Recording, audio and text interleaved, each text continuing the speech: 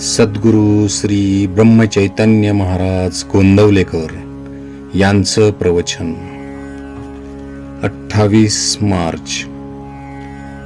भगवंताची स्मृती आणि कर्तव्याची जागृती.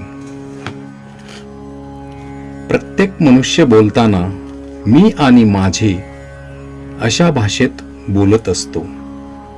म्हणजे प्रत्येक व्यक्तीला ह्या दोन्ही बाबतीत काही कर्तव्य असतात. माझे या शब्दात शरीर आणि तत्संबंधी सर्व गोष्टी येतात. आयुष्यात मीचे कर्तव्य परमेश्वर प्राप्ती हे आहे आणि देहाचे कर्तव्य देहाशी संबंधित असलेल्या प्रत्येक व्यक्तीबद्दलचे असते. देहाच्या कर्तव्यात धर्म, शास्त्र आणि नीती यांना धरून संबंधित व्यक्तीशी करण्याच्या आचरणाचा समावेश होतो. म्हणजेच ज्याच्याशी जसा आपला संबंध असेल त्याप्रमाणे त्याच्या बाबतीत आपले कर्तव्य चोख पार पाडणे. कर्तव्य याचा अर्थ मोबदल्याची अपेक्षा न ठेवता ज्या ज्या बाबतीत जे करणे योग्य असेल ते करणे असा आहे. मनुष्याने मी आणि देह या दोहोंच्या बाबतीतली कर्तव्ये समान चालीने करीत राहिले पाहिजे. मीचे कर्तव्य करीन पण देहाने कसाही वागेन असे म्हणून चालणार नाही. याचे कारण असे आहे की समजा एखादा मनुष्य नोकरी करीत आहे.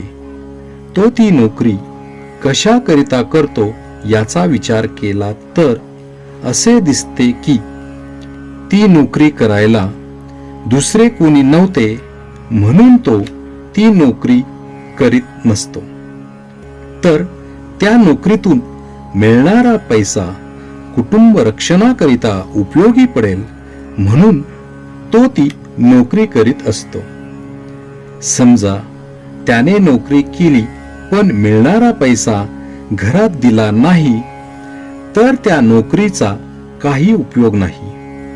तसे मीचे कर्तव्य म्हणजे भगवंताचे अनुसंधान केले पण देहाचे कर्तव्य म्हणजे सदाचरण आणि संबंधित व्यक्तीशी असलेली कर्तव्य न केली तर नोकरी करून पैसे घरी न दिल्यासारखे होईल.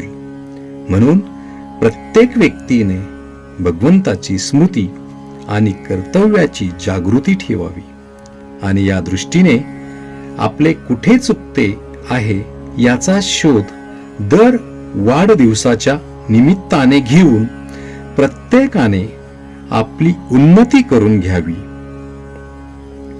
जेवताना भोवती उदबत्तीचा सुंदर वास आणि तोंडात गोड घास जसा असावा त्याप्रमाणे आपण बाहेर गोड बोलावे आणि आत भगवंताचे गोड नाम घ्यावे. म्हणजेच आपण आत बाहेर गोड असावे. ज्याप्रमाणे एखादा गवई पुष्कळ ताना मारतो पण शेवटी समेवर येतो त्याचप्रमाणे भगवंताजवळ लक्ष ठेवून मग आपण काहीही केले तरी हरकत नाही. समेला विसरून मात्र उपयोग नाही. इथे तबला वाजविणारा भगवंतच आहे म्हणून त्याचा ठेका बरोबर चालतो.